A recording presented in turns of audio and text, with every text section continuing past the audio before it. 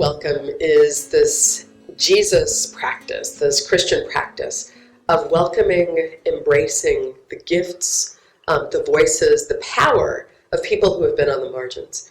I like to say that it's about mutual transformation. So it's this idea that not just that there's one group of people who have all of the gifts, one group of people who only receive, but instead we get fluid with that. We flip it and we say that everybody gets to share a gift, everybody gets to share power, and everybody will be transformed in relationship with each other. I think the ministry of welcome is sort of a comfortable one for churches to think about.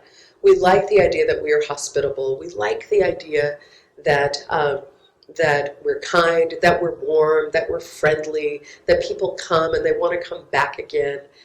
The radical part is what says, yeah, but who's not coming back? And who's not coming back because of systemic systems of oppression, historic systems of oppression, patterns that have left certain groups outside, or left certain groups to say, you can come, but only if you leave that part of yourself outside. Leave that music outside. Leave those readings outside.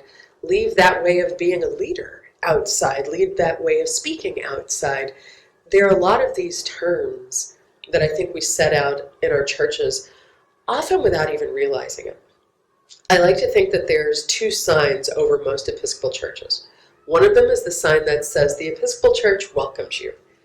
And then there's kind of an invisible sign that says, if the Episcopal Church welcomes you, if you act the way we act, if you love what we find beautiful, if you adjust your speaking style so that you sound like this prayer book. There are a number of ifs that we insert, and we're not doing it to be cruel. I don't believe that we want to leave anybody out intentionally.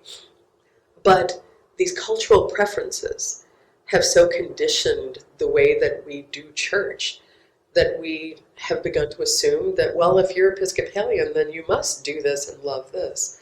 Radical welcome forces us to examine what are those cultural preferences. Why do we assume that the only way to pray to God, or even the best way to pray to God, is with $10 words? Words that frankly make sense to a lot of people with college educations and not a lot of other people. And again, if we're steeped in it, we're steeped in it. We don't mean to exclude. Radical welcome asks us to peel back some layers, to become awake to the impact of power and historic privilege, and to say we love the body of Christ so much that we wanted to truly welcome all of these folks.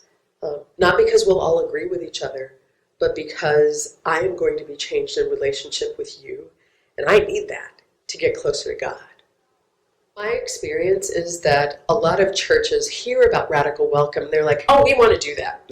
We absolutely want to be radically welcoming. Some churches will even tell you, oh, we're already radically welcoming. Again, I think that in those instances, they're often thinking about their greeters, about whether or not they have a program that's printed fully so that anybody can walk in and engage. Very important. We need good greeters. We need easy to follow liturgy. We need to have different faces as a part of worship and as a part of leadership. All of that is important. Be welcoming like that by all means. Radical welcome assumes that church is not about my comfort. It's not about me having peace. And that's a pretty big assumption to enter with. I think that the operative assumption a lot of us bring into church is that I'm going to walk in here, I'm going to leave behind the big questions and the chaos and the difficulty of life. This will be my rock in the storm. This will be my peaceful, quiet place. And I love peace. I love quiet. I love comfortable community. I love feeling like I'm at home. But I think that Jesus, in fact, I know that Jesus calls us beyond that sense of comfort and home. He gives us a peace that passes all understanding.